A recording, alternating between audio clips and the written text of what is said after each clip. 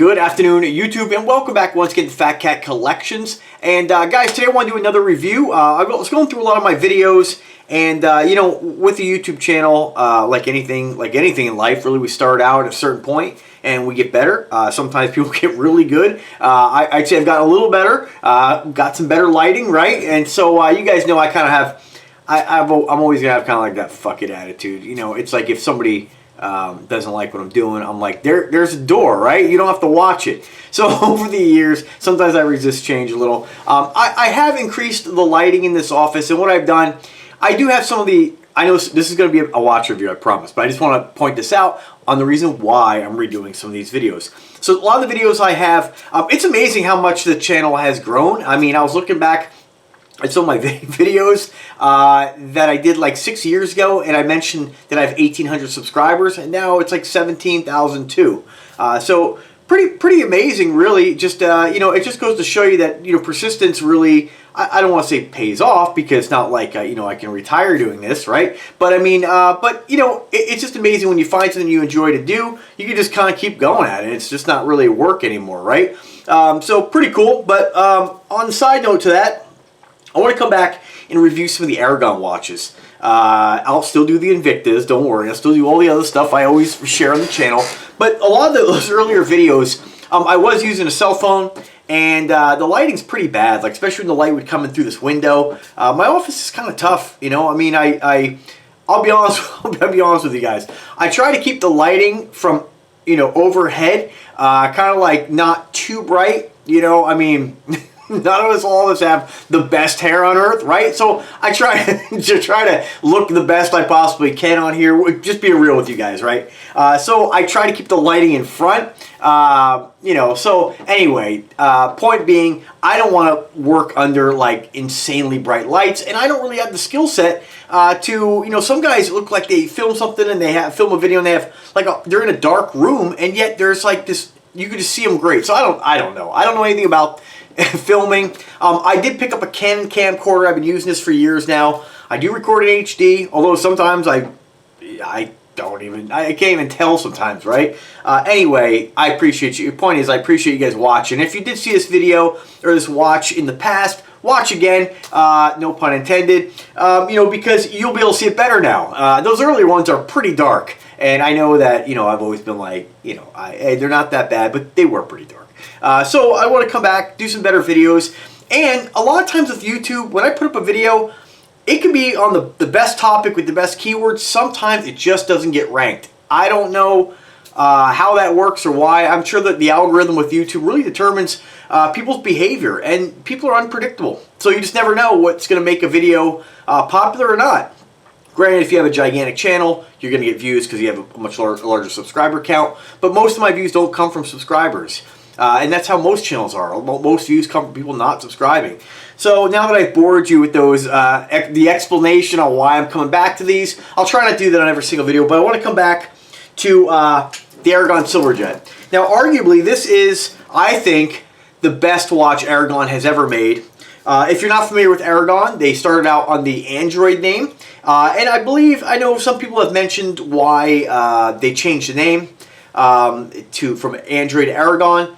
Something to do with, I think, the Android operating system. I don't know. I just have heard that. I've never really researched it. And honestly, I shouldn't say never. I probably have looked that up before, but I can never find the information.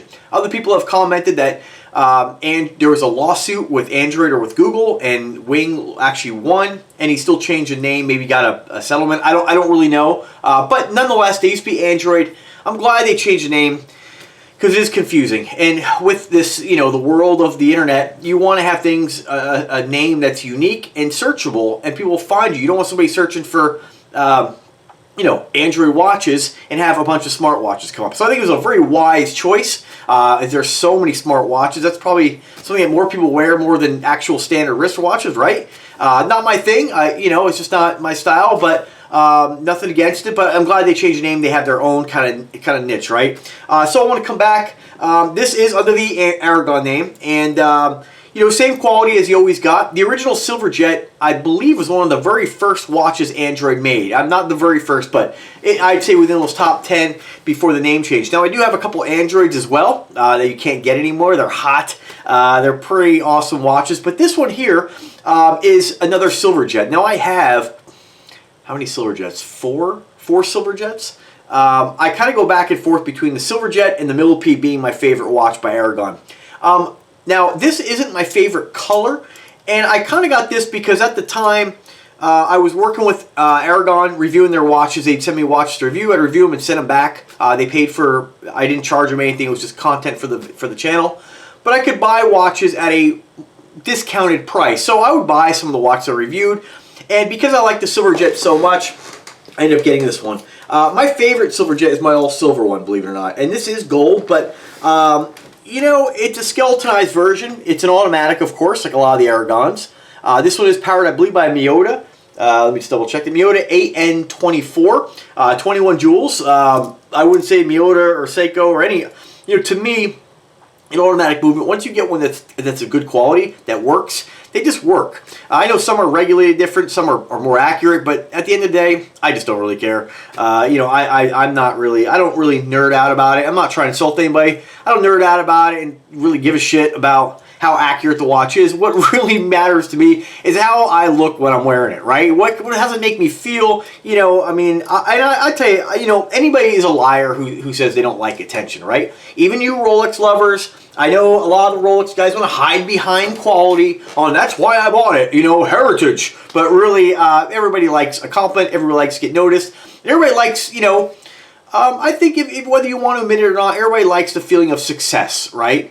And I think that when you wear a Rolex on your wrist or something that gets noticeable, especially most people don't know anything about watches. So when somebody sees something like this on the wrist, they don't know this thing's a pretty affordable watch. They're like, damn, right? That's all they say, damn, you know?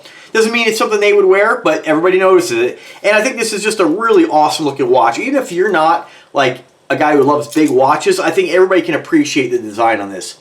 So again, this one here, I do honestly sometimes, you know, if they still made the Silverjets, this version, I would maybe opt for a different color. I guess I just don't really care for the gold, believe it or not, on this, which is really weird because I am a gold guy. So I'm not sure what it is on this. It's still a beautiful watch. Don't get me wrong. I'm probably never going to part with it. I'll probably throw it on the wrist after this video and be like, damn, what am I talking about? But it's still pretty killer.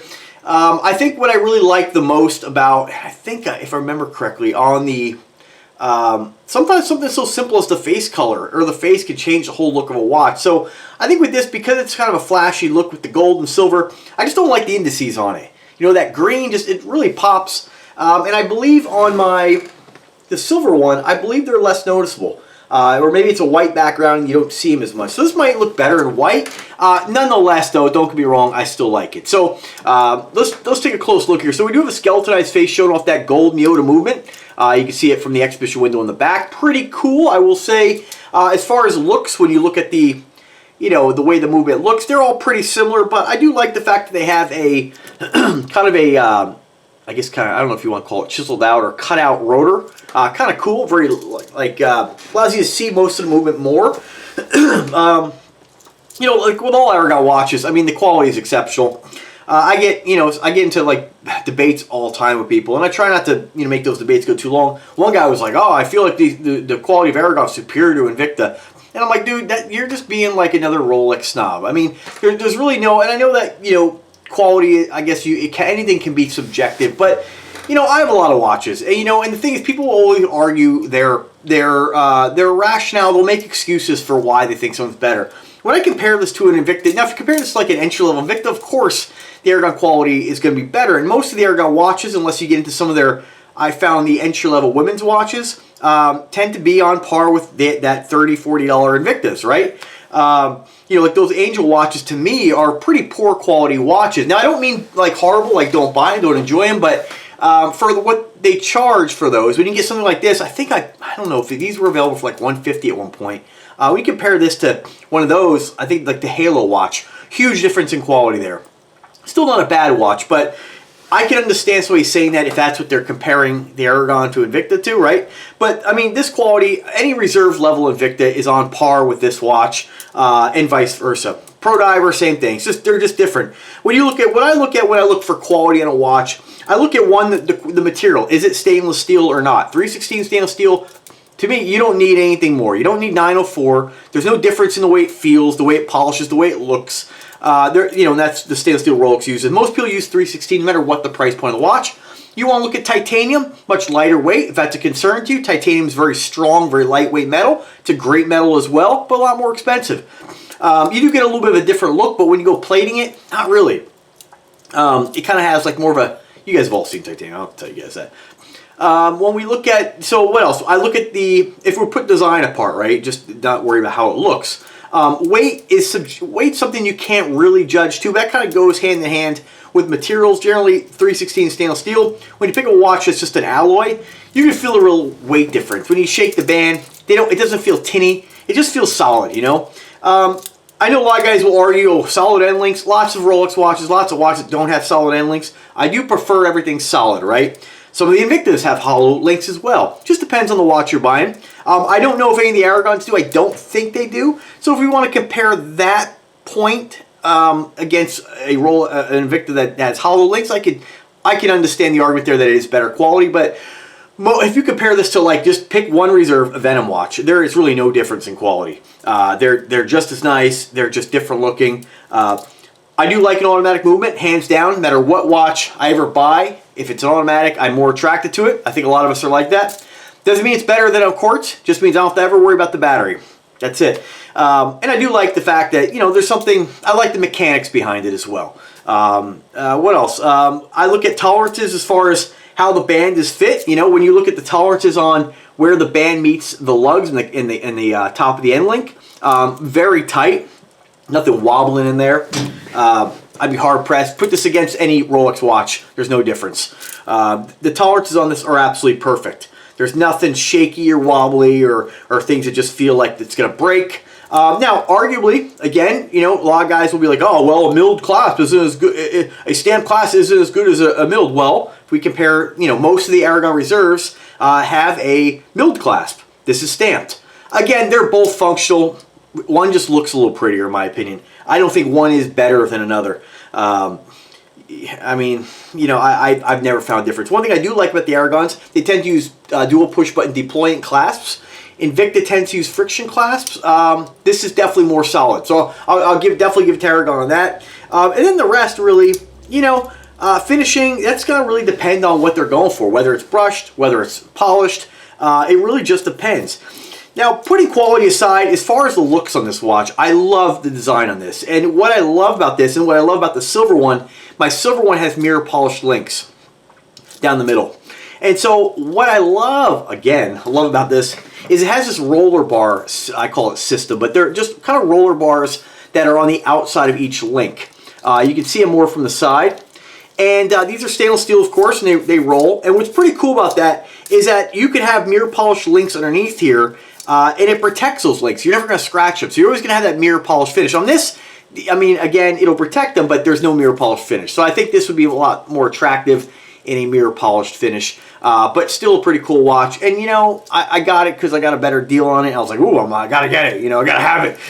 My obsessive compulsiveness comes out, and, you know, I'm going to review these watches, and I'm going to send them back.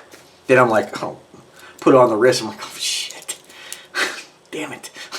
You know, so it is what it is. There's worse things you could do, right?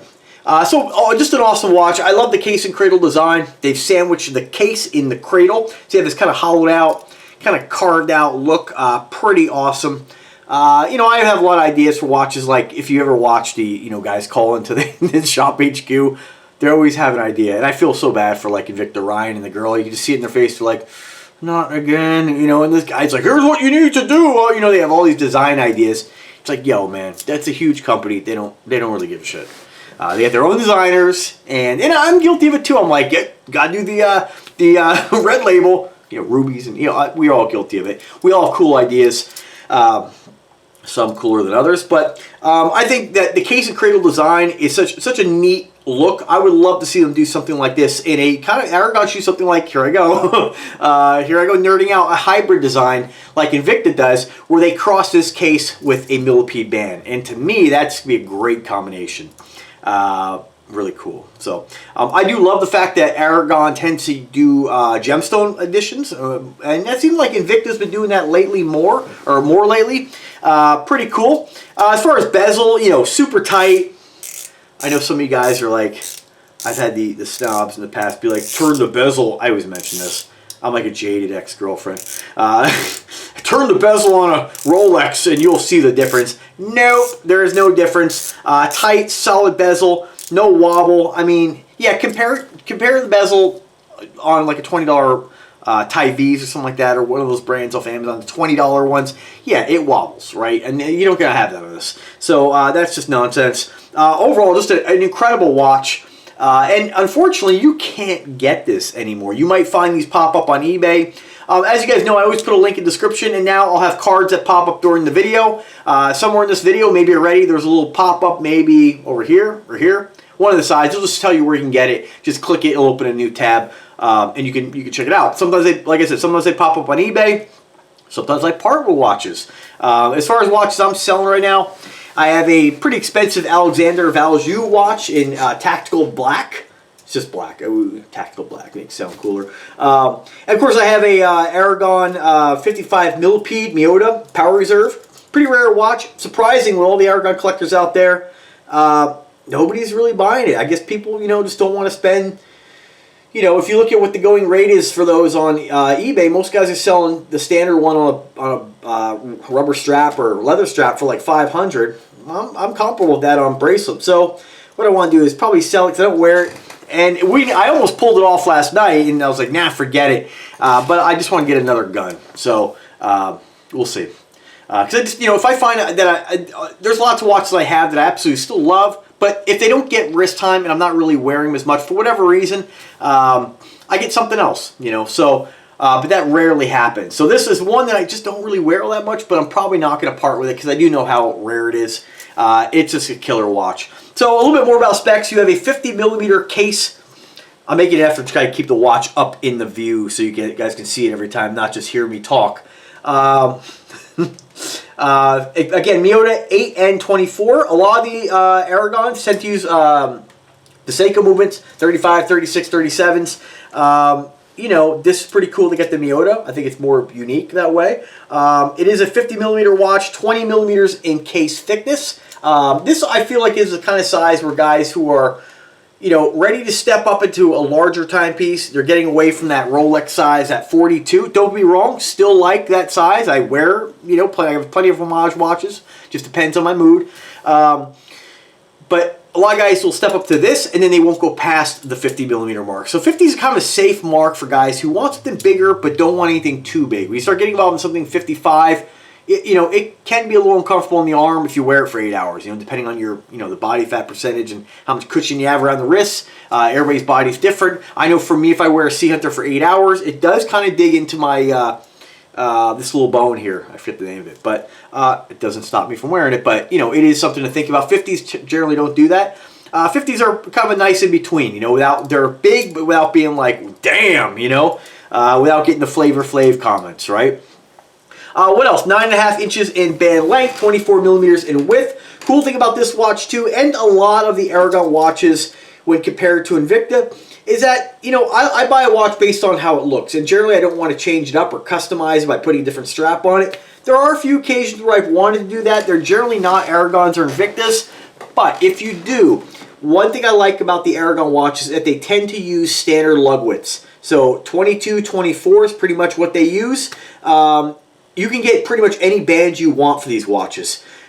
Pretty straightforward how they connect to the lugs. With Invicta, their sizes are all over the board. Yeah, pro divers, you're fine, but when you start getting into Venoms, you know, their lug width gets up to like 26, 28, 30, and it's very difficult to find straps. So if you do like to customize your watches and change it up, these are very easy to remove. The Invictas are not. And I don't want to overgeneralize. Some are easier than others, but like I've had a hell of a time trying to get a band off on a just experiment like a venom. Sometimes I just give up, you know. So these are very easy to remove. Standard push pins, nothing complicated about them. So nice watch to customize. And I think Aragon kind of knows that too, because they offer straps and mesh bracelets and stuff like that. If you've ever wanted a mesh bracelet and you're looking at different options, there's all kinds on Amazon, eBay, prices all over the place. I'll tell you that the Aragon mesh straps are some of the best that I've seen, and the price point, about 40 bucks, they're incredible. So nice enough where I ended up picking up a couple. I had a rose gold one for one of my Sterlings. I was like, I'll probably never wear this, and I regret not keeping it for the cost price I got it for, because it's an awesome looking strap. So I did email Aragon. I have an idea, and I know they stopped working with influencers, so our agreement ended. And it's too bad, because I really like sharing their products. I like their watches, even though, you guys know when I put up a video, sometimes I put up a video to get interactions from people too. So I did one, is Aragon getting boring? I do think some of the Aragon watches have kind of gotten a little redundant, but not all of them, So they kind of surprise me every now and then. They'll come out with something really over the top and unique, and that's generally where I start to get interested. So I did email them about one of their watches, and we'll see if we can do something on a mesh. I think you guys will love it. I think it's what I call a hidden gem. I know you use that term a lot with fragrances. I think it's a hidden gem because the particular watch is not selling very well, and it is very unique. And so I think by having it on that strap, sharing it on the channel, giving people a different perspective, a different view, rather than as much as I love the brand, sometimes it takes somebody else to show you what it could look like, So we'll see how that works. I hope it works out with them. I'd love to share another Aragon watch on the channel, and I have been itching to pick up another one for my collection. We'll just see. There's so many out there. It never ends. So pretty awesome looking watch though. So let me just shut my trap. Oh, one more. 11.9 ounces, 500 meters in water resistance. So let me just go ahead and throw it on the wrist. Now you guys know that I always pride myself on showing you guys what the watch looks like on the wrist. I mentioned every single watch review video. A lot of guys are doing that now. When I first started doing watch reviews, not a lot of people did that, believe it or not. It seems so simple, but it does give you guys an idea of what it looks like. And I know it was very helpful for me.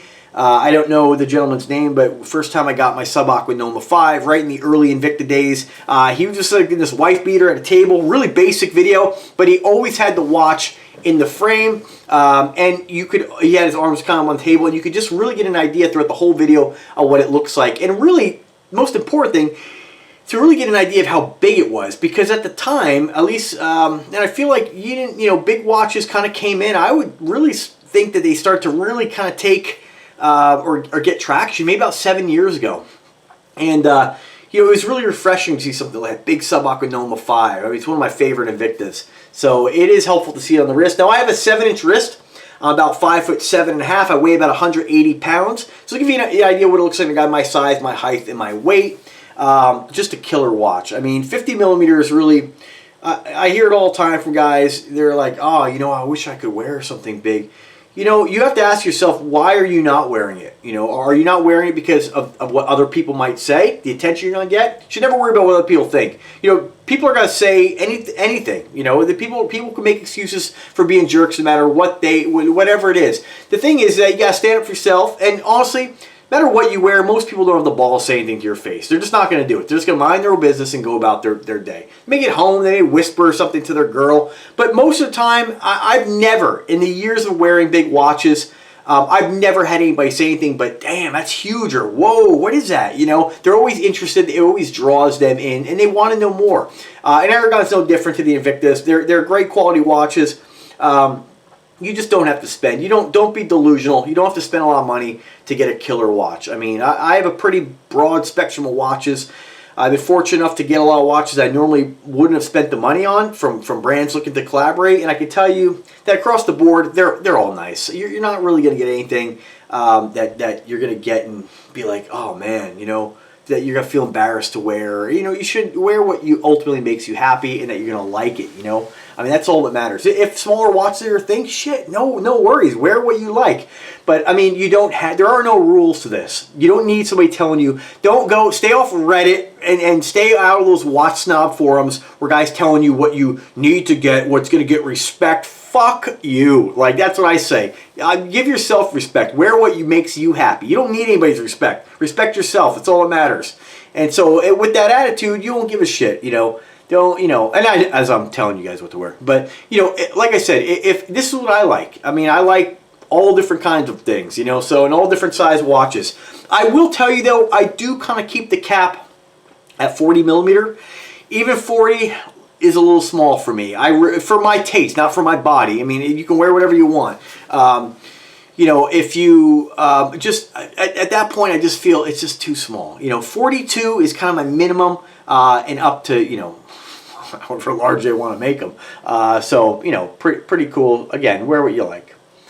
But great looking watch. Wanted to come back and share it with you guys again. Love the roller bars on these. It's too bad they don't make this one anymore. But again, you never know what they're going to come out with. This was available in the silver. No pun intended, silver jet. They have this in the rose, the yellow, and silver in the skeletonized Miyota style watch, or in this model. They did come out with a newer silver jet version.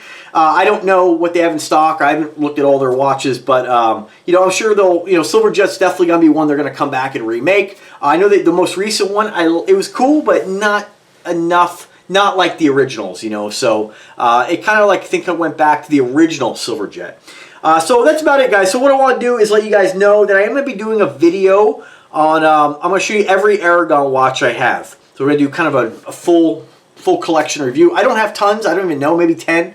Not a lot like Invicta's. I have a lot of different watches. So I generally don't just stick with one brand, even though you guys think I'm the only, a lot of guys, oh, he only loves Invicta. It's not true. Like all watches, just sitting here on the desk, I got an Alexander. I got some of you crazy old school Android 55 millimeter millipede. I got another Alexander I threw on eBay. I sold one of these today. Cool, nice little dress watch, nice quality, of course. Just I don't really wear them. Got a little Breitling Super Avenger, and of course the Aragon. So you guys, I'll be doing that video probably after this to show you guys all different watches and give you guys just again inspiration, ideas. And if you guys have any questions whatsoever, drop me a comment, drop me an email. Shit, I got an email today. I got 2 emails today. 2 people hitting on me. Like this is the internet. I mean, you ain't gonna get my information. No matter who you are, no matter how great looking you are, it's not gonna happen. So anyway, guys, but if I can help you with watch questions or any smart home tech, whatever it is, I'm here to help. I don't claim to be an expert, but I'll give you guys my honest opinion. So anyway, guys, have a great day. Subscribe to the channel and take care.